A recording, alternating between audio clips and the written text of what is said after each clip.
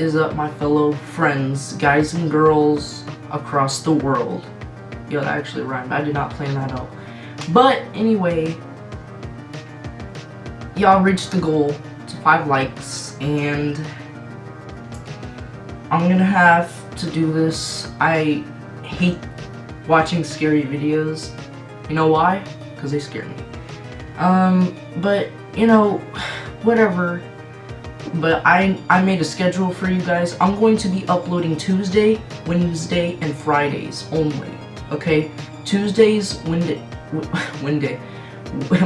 I almost said Wendy's. What the heck? Am I hungry right now? Alright, Tuesday, Wednesdays, and Fridays. So that's the only times I will be uploading through the weeks. Only Tuesdays, Wednesdays, and Fridays. It will be on my About Me or something like that. There's like a About Me or something. It'll be on there so that way you know. Or you could do something else. You click that nice red juicy subscribe button, and also click the bell icon to get notified every time I upload, because it will be cool and everybody will love you. But anyway, we're reaching, try not to get scared, okay? So it's called, so this is by Mr. Nightmare. I'll leave his channel link in the description. It's called 4 Disturbing True Playground Horror Stories. See, these are playground horror stories, so let's go. Don't get scared, okay.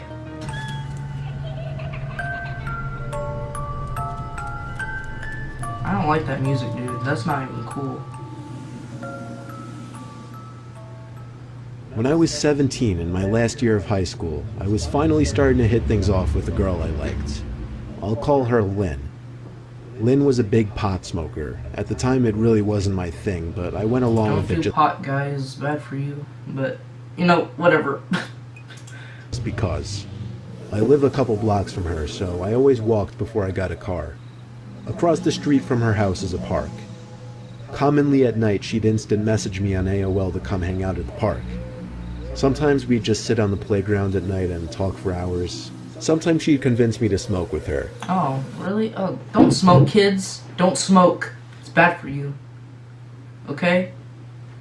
Don't smoke. It's bad for you. It's bad for your lungs, okay? But, anyway. It was always such a private place to hang out and talk, especially at night. A line of thick trees surrounded the playground as well, creating a wall of sorts. Well, one night we both snuck out around 12 and met at the playground in the park. We talked for a while. Then Lynn perked up, playfully hit me on the shoulder, and said we should play hide and seek. No, that's the first thing I shouldn't do. No, we're not playing hide and seek at 12 at night, okay? It may sound immature for a couple seniors in high school to play hide and seek. No, but it don't just play it. Seemed like it would be fun. She told me to go to the trees and count to 30. When I was done, my How about I count to nothing and leave? first instinct was, of course, to check the playground, and if she wasn't there, I'd move on to the picnic bench area. We always had flashlights on us when we went to the park, because this was before everyone had phones with flashlights in their pockets. I stepped from the grass onto the wood fiber mulch surrounding the playground. I aimed my flashlight up to the playground, because I guess I was too lazy to go up there if I didn't have to. You know those big plastic circular things with a bunch of tiny holes in it that a lot of playgrounds have? Yep. Maybe not, but there was one of those things up at the highest level of the playground, and through a bunch of holes, I could see what appeared to be skin and a jacket. But what stood out the most was her eye peering through one of the holes. That's creepy. That's kind of creepy. Instead of going up there right Oh, wait. It's probably not her eye, is it? Oh, great. I hope I don't get scared. away, I decided it would be fun to kind of mess with her. I waved the flashlight around the playground, pretending like I didn't see her. I was going to walk to the picnic area, turn on the flashlight, walk around to the trees, back to the playground, sneak up on her, and scare the living daylight out of her. Don't ask me why, I just wanted to. I mean, I do that to my sisters all the time, like, just scare them. You know, I just wanted to. I walked to the picnic area, shut off the flashlight, and snuck back over to the playground. I was careful not to make noise as I crept through the wood chips that the playground sat on. Before I could even step foot on the first platform of the playground, something grabbed my arm and pulled me. I actually screamed, but stopped when I heard Lynn's laughter. I turned on the flashlight and was relieved to see it was her. Ugh. The prank obviously backfired completely.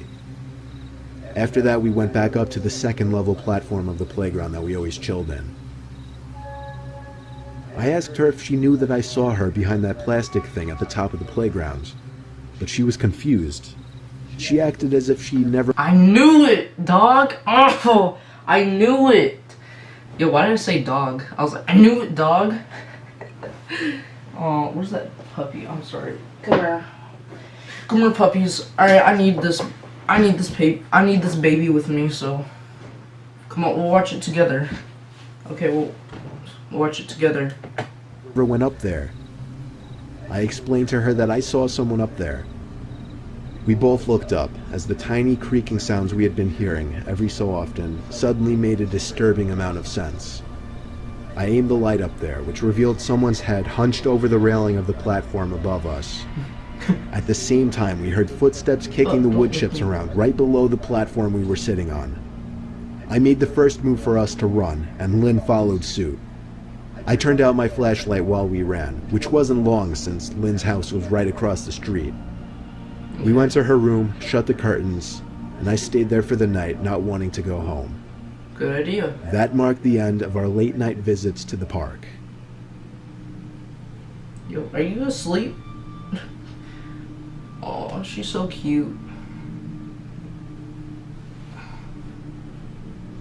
You wanna lay down on my Do you have lap? any memories from when you were a little kid that just make you uncomfortable to think about? Especially since you were so young at the time that you didn't know any better? Well, this is mine. My mom used to take me to this really big playground in my town. And when I say really big, I'm not exaggerating. It was probably the biggest playground you'd ever see. That's probably not it. If but- only I knew the name of it. The playground was entirely wooden, and every Saturday and Sunday there would be at least 50 kids playing across it, with the parents all tucked away in the shaded area reading their magazines and whatnot. One typical busy day at the playground, I was running along a big open platform when an older woman stopped me and said hi. She kept going on and on about how cute I Hi. was, and how she loved my blonde hair. It started to seem like she knew me based off the way she was talking to me.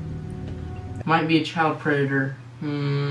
Maybe. I don't know. And then she told me that my mom left and that she told her to take me home. Keep in mind I was only 6, so I believed her. The woman took me to the parking lot, to an old station wagon where a man, I now presume to be her husband, was sitting in the driver's seat. Oh my god, He acted no. all friendly to me as the woman motioned me into the back seat, but I remember him yelling and lecturing at her about something. The man drove very aggressively and quickly as he was leaving the parking lot. We came to the light at the exit of the park. It was red. Just then, a car pulled up behind us and laid on the horn.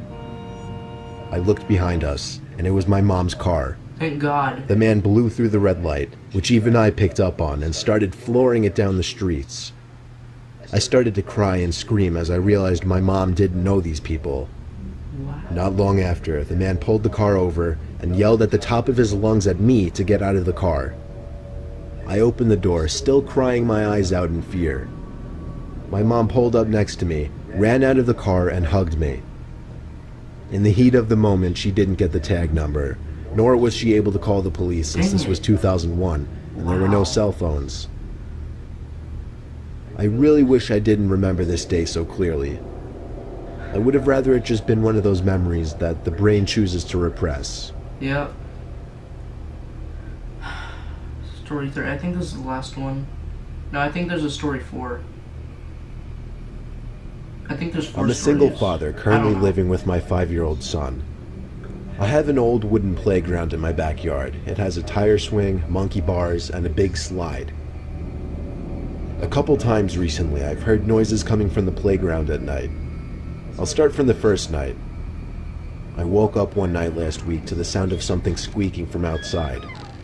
I recognized it to be the sound of the rusty chain of the tire swing spinning around. I also heard a young child's laughter out there. I thought it was my son, Oh. so I went to his room to find him in his bed, fast asleep. Whoa.